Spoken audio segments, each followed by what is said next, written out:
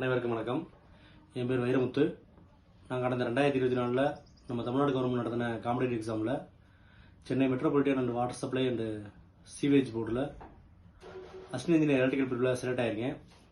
அப்புறம் டிஎன்பிசி நடத்தின பல்வேறு துறைகள் சார்ந்த காம்படிட்டிவ் எக்ஸாமில் அசிஸ்டன்ட் இன்ஜினியர் எலக்ட்ரிக்கல் பிரிவில் ஆன் ஸ்கிரீன் சர்டிஃபிகேட் வெரிஃபிகேஷனுக்கும் நான் செலக்ட் ஆகியிருக்கேன். இந்த தருணத்தில் என்னோட வெற்றிக்கு உறுதுணையாக இருந்த சேலம் எக்ஸலண்ட் அகாடமியோட பெருமதிப்புக்குரிய திரு வெங்கடேஷ் சார் அவர்களுக்கும் பெருமதிப்புக்குரிய திருமதி சத்யா மேடம் அவர்களுக்கும் என்னோட நன்றியை தெரிவிச்சுக்கிறேன்.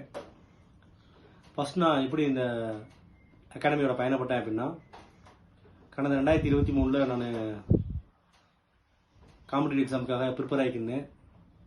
எனக்கு ஒரு 8 வருஷம் தனியார் பாலிடெக்னிக் கல்லூரியில் டீச்சிங் ஃபீல்டில் அனுபவம் இருக்குது.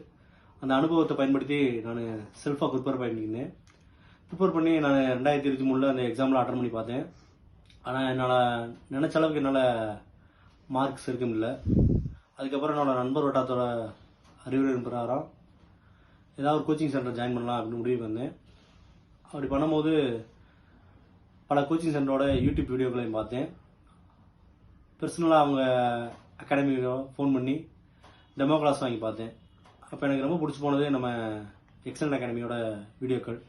ஏன் அப்படின்னா,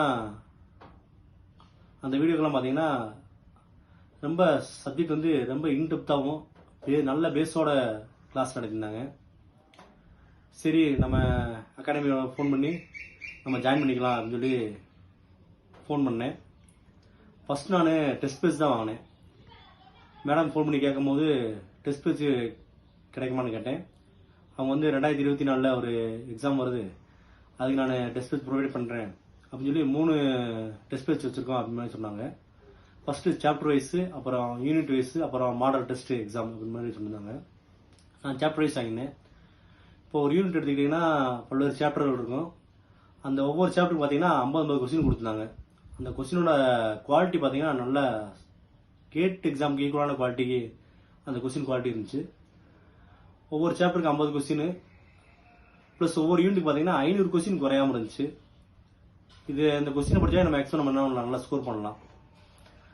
அந்த கொஸ்டினை அட்டன் பண்ணி முடிச்சதே பார்த்தீங்கன்னா நம்மளுக்கு ரிசல்ட் வந்துடும். அந்த ரிசல்ட் வந்து பார்த்தீங்கன்னா அந்த கொஸ்டினோட டீட்டெயில்டு ஆன்சர்ஸோட வரும். அந்த ஆன்சர்லாம் பார்த்தீங்கன்னா ரொம்ப டெப்த்தாக நல்லா ஈஸியாக அண்டர்ஸ்டாண்ட் பண்ணுற மாதிரி கொடுத்துருந்தாங்க. அதுக்கப்புறம் நான் 2024 அந்த காம்படிட்டிவ் எக்ஸாம் அட்டன் பண்ணேன். காம்படிட்டிவ் எக்ஸாம் அட்டன் பண்ணும்போது பார்த்தீங்கன்னா என்னால் அந்த கட் ஆஃப் ரீச் பண்ண முடியல. ஆனால் ஓரளவு திருப்தி இருந்துச்சு. அந்த கட் ஆஃப் பக்கத்தில் நான் ஸ்கோர் பண்ணிருக்கேன்ற ஒரு திருப்தியோடு இருந்தேன். அதுக்கப்புறம் அந்த 2024 லாஸ்ட்டில் நான் அந்த எக்ஸாமுக்காக ப்ரிப்பேர் பண்ணலாம், முழுமூச்சா இறங்கிடலாம் அப்படின்னு சொல்லி என்னோடய வேலையை விட்டுட்டு நான் ப்ரிப்பேர் பண்ண ஆரம்பித்தேன். திரும்ப அவங்ககிட்ட ஜிஎஸ் கிளாஸ் வாங்கினேன். அதுக்கப்புறம் அவங்களோட லைவ் கிளாஸஸ் கிடைக்குமான்னு கேட்டேன். லைவ் கிளாஸஸ் வேணால் வாங்கிக்கோங்க, காலையில் ஈவினிங் இருக்கும் அப்படின்னு மாதிரி சொன்னாங்க. நான் ரெக்கார்டர் கிளாஸ் வாங்கினேன்.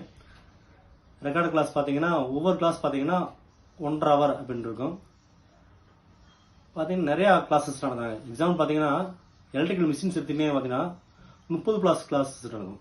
30+ கிளாஸஸ் நடக்கணும்.